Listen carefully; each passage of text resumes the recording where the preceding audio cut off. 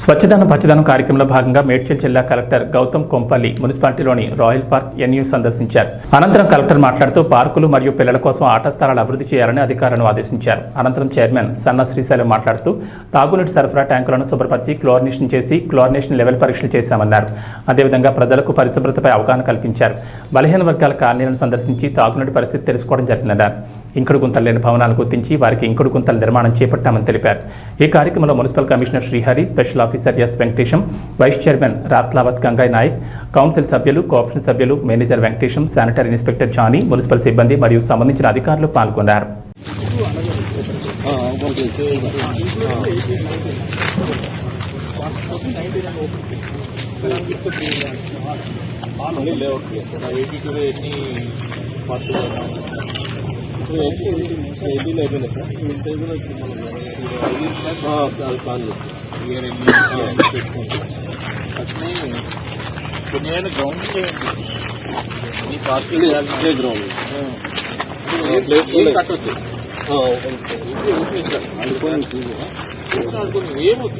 మనం కొన్ని 3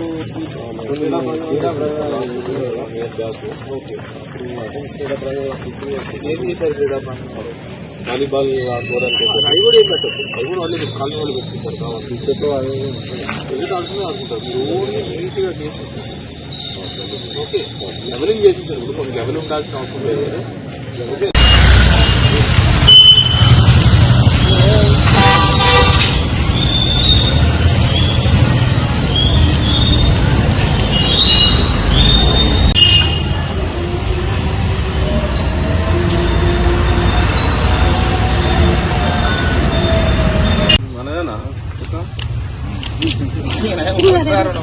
కలెక్టర్ సాబ్ కాబట్టి అడుగుతుండే ఎన్ని పిల్లలు అప్లికేషన్ ఎన్ని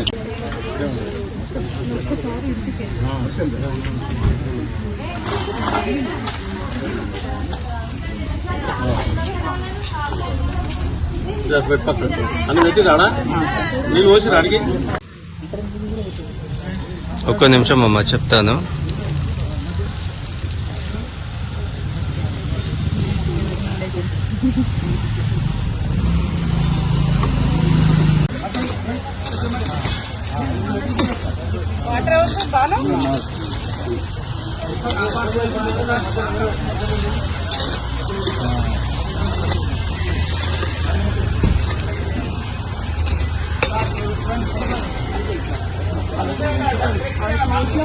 అడిగినా సార్ కూడా అందరూ మీటింగ్ వీడియో కాన్ఫరెన్స్ ఇప్పుడే ఫోన్ సార్ దగ్గర